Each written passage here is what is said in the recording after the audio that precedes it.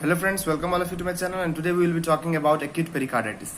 So before studying acute pericarditis, I will let you know what is the anatomy of pericardium. So basically this is a picture of the heart, and I am showing basically the myocardium, this is the endocardium, and this layer is basically the pericardium. So pericardium has basically two parts: serous pericardium and fibrous pericardium. Serous is the innermost pericardium and fibrous is the outermost pericardium. So in green color you can see the pericardium, that is fibrous pericardium. In red color you can see the pericardium, that is the one of the pericardium is attached to the myocardium, this is known as serous pericardium, and one of the pericardium attached to the fibrous pericardium, that is a this is also serous pericardium. So serous pericardium are basically two types.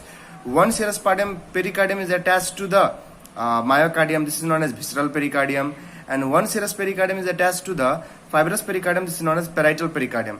So basically and serous pericardium and fibrous pericardium comprises of the total pericardium. Basically there is a fluid known as pericardial fluid. This fluid is normally 50 ml in amount, and this is present in between the two layers of the serous pericardium. And now we will study that what happens in the pericarditis. So as you know some anatomy, let's discuss about some physiological portion. That there are some special points regarding the pericardium. So first of all, what is the function of the pericardial fluid? The function of the pericardial fluid is to prevent the friction between the two layers of pericardium. So pericardium, in between the layers of pericardium, the friction can happen whenever the heart is contracting and relaxing. So in that time, to actually decrease the friction, there is a pericardial fluid. So pericardial fluid acts as a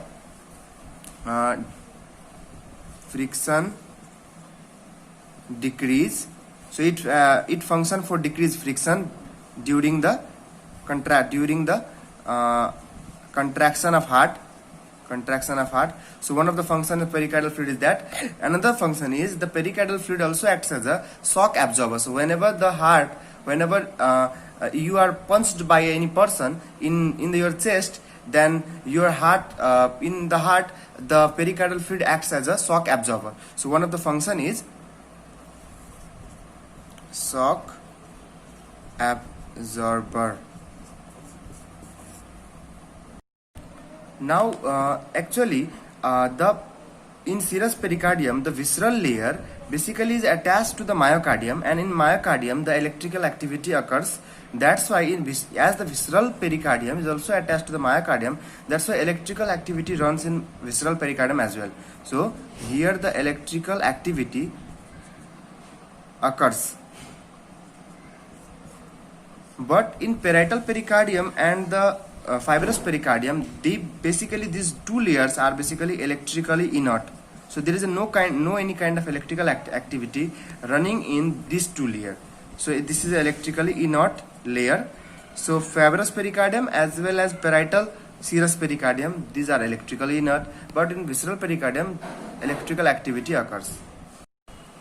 The fibrous pericardium is made up of loose connective tissue. So basically the fibrous pericardium is made up of loose connective tissue, and this layer prevent the overfilling of the blood. So in heart, whenever the blood overfills, then the fibrous pericardium prevent the overfilling of the blood. So one of the function is prevent overfilling of blood in heart. And this layer is actually, the fibrous pericardium is actually continuous with the adventitia of the blood vessel coming to the heart. So the fibrous pericardium is continuous with adventitia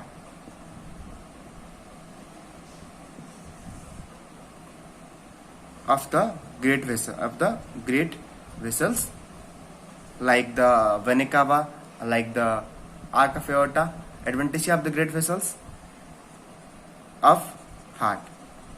So these are the basic points which you have to know regarding the pericardium. Pericarditis is three types. So there are three types of pericarditis: subacute, acute, and chronic.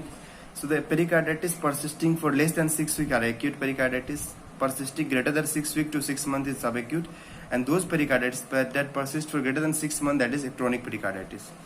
Now we have another classification, that is etiological classification. So based on the etiological factors, there are pericarditis related to infection, so known as infective pericarditis. There are some pericarditis related to the autoimmune disease or hypersensitive reaction, known as autoimmune pericarditis or hypersensitive pericarditis. And there are some pericarditis that is not non-infective, non-autoimmune, but there is pericarditis, so they are non-infective, not non-autoimmune pericarditis. Acute pericarditis. So let's talk about acute pericarditis. Acute pericarditis is basically acute inflammatory process in the pericardium that persists for greater than 6 weeks. Sorry, say less than 6 weeks. And it usually the acute pericarditis coexist with the myocarditis. Yani ki the person will have the inflammation of the pericardium, also will have the inflammation of the myocardium. And usually the patient of the acute pericarditis develop the pericardial effusion. So what is pericardial effusion? So as we know, the normal amount of pericardial fluid in the pericardial sac was about 50 ml. But if due to the inflammatory process, if the amount of the pericardial fluid exceeds than the normal amount, that is 50 ml, then we will call it the condition as a pericardial effusion. So usually this inflammatory process of the pericardium is associated with the development of the pericardial effusion. Now see that the fluid of the pericardial effusion, so whenever the pericardial effusion happens, then that fluid actually help us to know about the etiological agents. So just by taking the fluid from the pericardium, we can know what is the etiological agent that leads to the pericarditis. So depending upon the type of fluid, the etiological agent can be known. So the fluid can be like serous fluid. Serous means like watery type, or it can be the fibrinous. Fibrinous means having the fibrin in that serous fluid, or it can be purulent. Purulent means pus containing fluid. So if the fluid containing pus, then it is purulent fluid. Hemorrhagic fluid means that is containing the blood, so blood containing fluid. And caseous fluid means the fluid containing the caseous and necrosis tissues. So this is like the pus containing fluid, the caseous fluid. So these are the type of fluid by which we can know the etiological agents, which we will discuss later. Let's talk about the causes of acute pericarditis. So the causes, basically the 80 to 90% cases are idiopathic, that the exact etiological agent is unknown, and it is believed that in idiopathic cases the cause may be viral infection. But usually this is not sure that it is viral or not, just it is idiopathic. And the thing that the causes can be infective. So the infection can be viral, bacterial, or fungal. So basically in virus, the virus agents are basically Epstein-Barr virus, Coxsackie virus. In bacteria, the agents can be Staphylococcus aureus, Pneumococcus, Streptococcus, Legionella, Mycobacterium tuberculosis. And fungi usually attacks in those persons who are immunocompromised, like the HIV person. So immunocompromised person can have the fungal as etiological agents in the acute pericarditis. The third cause can be the inflammatory cause, and the inflammatory cause may be the rheumatic fever, rheumatic arthritis, systemic lupus erythematosus. So the most common inflammatory cause that actually lead to the acute pericarditis, that is in rheumatic fever. So in rheumatic fever, the pericardium, myocardium, endocardium all can be involved. So in that case, the pericardium also can be involved. And obviously in SLE also the pericardium can be involved. And another thing is post myocardial infarction. So after the myocardial infarction, the pericarditis can happen. I will let you know how it happens in the later talk. And the thing is uremia, that is whenever the person is having the kidney disease. So whenever the person is having the chronic renal failure, then the person will have the uremia, and whenever they have uremia, they may have the acute pericarditis. We will discuss how it happens. And the thing is malignancy, trauma, and there are some drugs which will lead to the acute pericarditis. Those drugs are isoniazid, phenytoin, hydralazine, procainamide. So these are basically the causes of the acute pericarditis. Now let's study the pathophysiology. So basically in pathophysiology, we have to assume कि let's suppose any infection or either any inflammatory mediator. So as we know, the causes were infective causes, inflammatory causes. So that's why different causes have a different type of pathophysiology. But anyhow, some infection reaches the pericardium, or any inflammatory or the inflammatory mediator reaches the pericardium. So once they reach the pericardium, what are the roots of actually reaching? So the roots are hematogenous route, that is via the blood circulation, lymphatic spread, that is via the lymphatic channels, or direct implantation. So basically in direct implantation, how it can be possible, that let's suppose this is the heart, and someone has the valve replacement operation. So let's suppose this is a replaced valve. So whenever the valve is replaced in the heart, the valve can get infected, and this from the valve, the infection can reach to the pericardium. So this is direct implantation. So the direct implantation can happen whenever prosthetic from the prosthetic valves, or there are some more example. As we know, above the heart there are lungs. So from the lung, if the lung has some abscess, like they have the pleural abscess, then from that abscess, the abscess can rupture and that infection can come to the pericardium. So the direct implantation can also be possible from the pleural abscess, or let's suppose the lung has any pneumonia. So from this pneumonia, the infection can spread to the pericardium of the heart. So these are the things by which the infection can be directly implanted to the pericardium.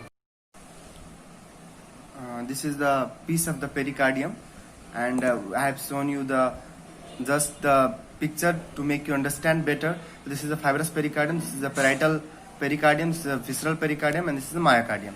So let's suppose any infection reaches to the pericardium. So let's suppose the infection reaches here. So whenever the infection reaches here, the inflammatory process generates, and these are the capillaries. So these are, you can see these are basically the capillaries, and due to the inflammation, the capillaries start to dilate. So what happens due to the inflammation, there will be the capillary dilation. Now due to different etiological agents, the dilation will be different. So some will have the greater dilation, some infection will have the greater dilation, and some infection will have the mild dilation. So what is the nature of the fluid present? This is the actually this space is actually the pericardial space or pericardial cavity, and here is a fluid, that is a pericardial fluid. Normally it is 50 ml, but as the infection happens, then the fluid start to leak from the capillaries of the pericardium, and due to which there is a more amount of fluid now in the pericardial space or pericardial cavity. This state is known as pericardial effusion. And what type of the content the fluid has, it will be depend upon the capillary dilation. So now let's suppose if the inflammation is mild, then only the smaller molecules of the capillaries will leak out. Only the smaller molecules like the albumin will leak out, and that albumin will come in the pericardial space, and the plasma will come. So that in that time the fluid, so a smaller protein basically leak out from capillaries, and whenever the smaller protein will leak out, then that will lead to the accumulation of the serous type of fluid. Serous type means the fluid is basically watery type. So the serous type of fluid, and this fluid will have the albumin in it. So the mild inflammation, the serous type of fluid. Now another condition, let's suppose the inflammation is not mild, let's suppose the inflammation is very severe. Now what happens, there will be very large capillary dilation. So due to the excess capillary dilation, what happens, कि large molecule also get leak out. So large molecule like the fibrinogen also gets leak out. So larger molecule leaks out, and larger molecule like fibrinogen leak out. So now what happens, the pericardial space will have the increased amount of fluid as well as fibrin in them. So let's suppose this green color are the fibrin. So there is a fibrin, presence of fibrin in the pericardial fluid, and this fibrinogen will lead to the adhesion of the two layer of the pericardium, that is the serous and the parietal layer. So this fibrinogen adhere the two layer, and such type of pericarditis or pericardial fluid is fibrinous fluid. So the type of fluid now is fibrinous fluid. And what is the main thing in fibrinous fluid? That this fluid lead to the adhere of the two layer of the pericardium, that the serous layer and the parietal layer. Now these two layers are adhere, and this happens in the fibrinogen whenever the fibrinogen is leaked. So now if the let's suppose if the adhere, there is adherence between the two layer is now attached, then that time there will be the friction whenever the heart contracts. So there will be the friction between the two layer whenever the heart contracts. So that is heard like the pericardial rub. So this is a pericardial rub. So pericardial rub is actually it is also known as pericardial friction rub. It is hard due to the friction between the two layers, that is due to the adherence between the two layers. So the pericardial rub is hard in the patient of the acute pericarditis if the fluid is fibrinous in nature. Now you have to understand that most of the bacteria and some viruses will cause the milder degree of inflammation and will lead to the serious pericarditis, but some viruses, rheumatic inflammatory disease or the autoimmune disease will lead to the severe inflammation and will lead to the fibrinous pericarditis. So these are the two things we already discussed. Now let's see what happens when a neoplastic cell or tumor comes or infiltrate the capillaries of the pericardium. So whenever, let's suppose this is a tumor cell and is coming to the pericardium, the tumor cell, what it will do, the tumor cell will come to the pericardium and that will erode the capillaries of the pericardium. So tumor cell, what they will do, they will erode capillaries of pericardium, or we can say that they will actually damage the capillaries of the pericardium. So basically the tumor cells infiltrate the pericardium and damage the capillaries of the pericardium, so the whole blood leaks out from there, and the nature of the fluid in the pericardial space will be hemorrhagic. So whole of the blood is leaking out now, and in such condition the color of the pericardial fluid will be red, and such type of pericarditis is known as hemorrhagic type of pericarditis, or such type of effusion is known as hemorrhagic effusion. So this hemorrhagic effusion occurs in case of the neoplastic cell infiltration. So which of the cancer are mostly related to this hemorrhagic effusion? So those cancer are the cancer of breast, and there is the cancer of bronchus, cancer of breast, cancer of bronchus, lymphomas. So these are the some cancer in which the hemorrhagic effusion can be seen. Now we have to know a basic difference, that there is one term that is known as hemopericardium. There is one term known as hemopericardium. So what is difference between the hemopericardium and the hemorrhagic effusion? So what happens, sometime let's suppose if you have any stab injury in your chest, let's suppose you have any stab injury, or let's suppose if you have any, so the stab injury, the bullet injury, so if there is a bullet injury in the chest, or if there is some kind of the greater myocardial infarction, in that type of myocardial infarction, let's suppose from the myocardium the blood leaks and directly the blood is coming to the pericardial effusion, or let's suppose if there is a bullet injury, the blood is coming to the pericardial effusion. So in such a case there will be hemopericardium. So in hemopericardium, what happens, the frank blood comes to the pericardial space, and it is a very large amount of blood comes, not in like that of effusion. In hemorrhagic effusion, the color, not the whole frank blood is coming, just the color of the fluid is actually red, and the amount of RBCs are less in comparison to the hemopericardium. In hemopericardium, the whole blood comes to the pericardial effusion, and there will be massive cardiac tamponade, and the person can lead to the that can lead to the immediate death. So this is a different entity, that is hemopericardium. So now let's see the purulent pericarditis. Whenever there is a sepsis, let's suppose you have any sepsis, that is the bacterial inflammation has flared up so much, and that the bacterial infection has flared up, and the bacteria has now actually thrown its toxin. So the toxins are in blood. In such a condition, when these toxin mixed with the bacteria comes to the pericardium, then that time it leads to the purulent type of pericarditis. Yani ki the pericardial fluid will have the purulent nature, there is a pus in the pericardial fluid. So there will be the pus in pericardial fluid. So this is known as purulent pericarditis, but this is somehow rare condition. Now let's see the post myocardial infarction pericarditis. So this post MI pericarditis is a different entity from the Dressler syndrome. So there is a syndrome known as Dressler syndrome. Most of the students get confused between the Dressler syndrome and post myocardial infarction pericarditis. Both are different entity. So first let's study the post MI pericarditis.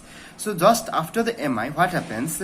After the acute MI, after acute myocardial infarction, these actually goes in this the tissue of the, let's suppose this is a myocardial infarction, that the area is dead. So this dead area releases some chemical mediators,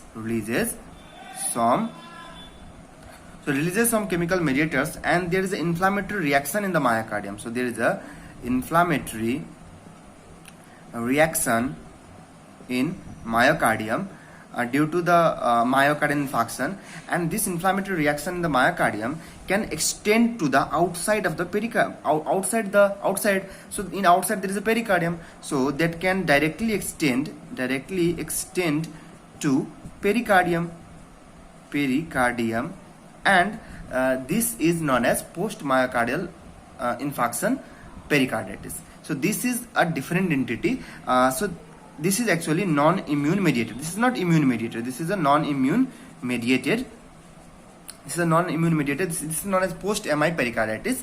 And basically, this MI occurs within 2 to 3 days. Occurs in 2 to 3 days of MI. So after MI, just after MI, the pericarditis which happens, that is a post-myocardial infarction. Now we will study how it is different from the Dressler syndrome.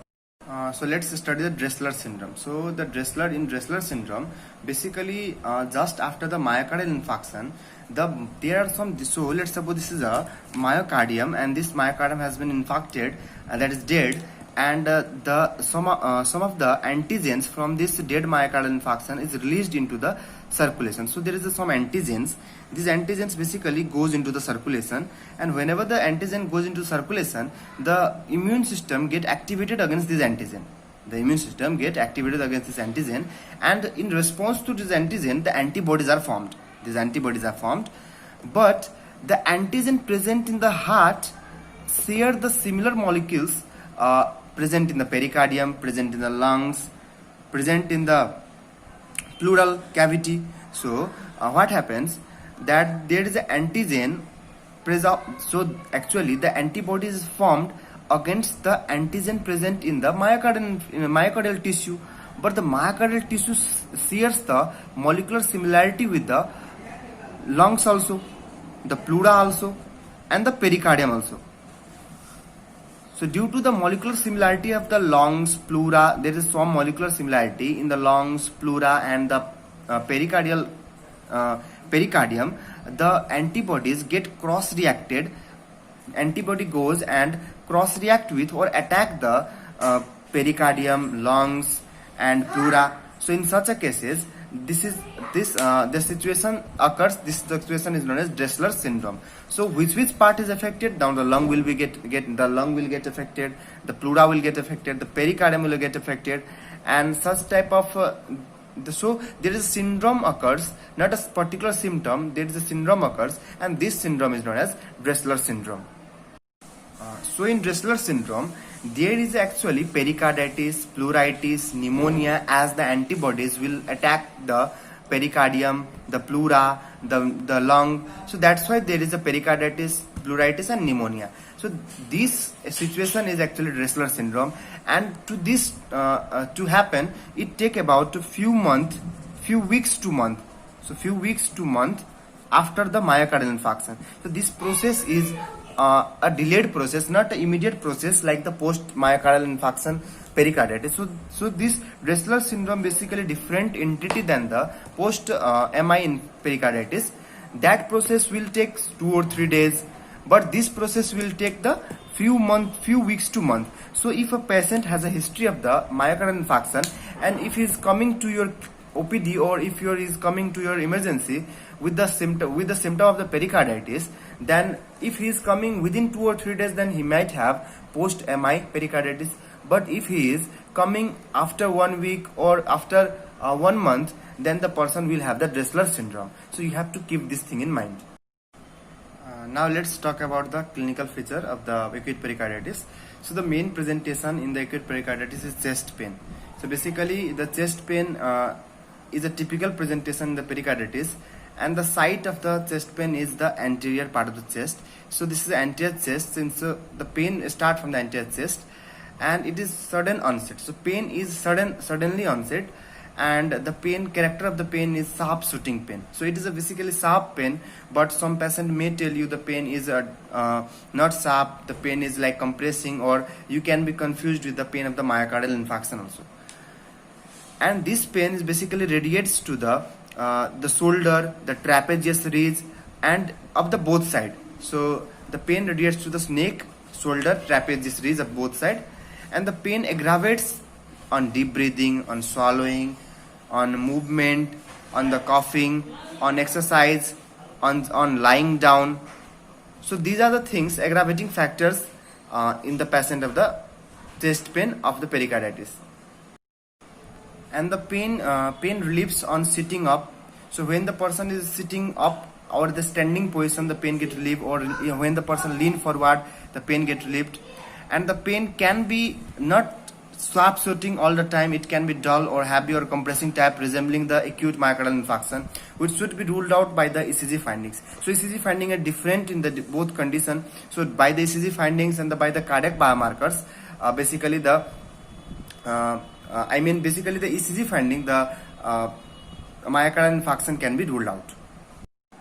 And also rule out the other causes of chest pain, like the chest pain due to the GERD, or the chest pain can be due to the pulmonary embolism, and the chest pain can also be due to any musculoskeletal pain. So these things are to be ruled out first before confirming the diagnosis. And another symptom is we have the low grade fever. So as we know, the process is inflammatory, so there may be the low grade fever in some patients, and we already know that in fibrinous type of pericarditis there will be the pericardial frictional rub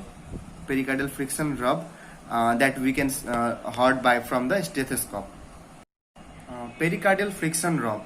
So pericardial friction rub is basically heard at the left sternal border, and it is like a scratching sound. So the two leathers are rubbing against each other, and the sound that that type of sound which produces pericardial friction rub, it is very specific to the pericardial friction rub. That is, if any person has a pericardial friction rub during auscultation, then most probably the person may have most probably the person may have the pericarditis.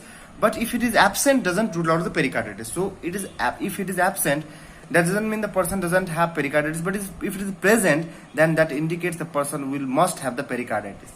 So let's suppose that this is a manubrium sterni, and this is a sternum. This is the body of a sternum, and this is a Giffey sternum. And let's suppose these are the ribs. So this border is known as left sternal border.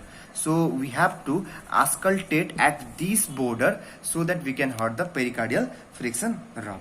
And the thing, this is actually heard basically during the systole. So as we know, the pericardial friction rub will be heard whenever the heart contracts, and the heart will contract during the systole. That's why it is heard during the systole or early diastole and it should be it should be distinguished from the murmur. As we know, the murmur has, if there is a murmur, the murmur has basically the swish type of sound, and this has a scratching type of sound. So there is a basic difference between the scratching sound and swish sound. So at this level you have to know that the murmur is different thing and the pericardial friction rub is different thing. It is a scratching sound. So at least this much we have to know about the pericardial friction rub. Hey, thank you for watching the first video of the pericarditis. Now in second video we will talk about the diagnosis and the management part. So thank you for watching us, and please subscribe my channel. Thank you.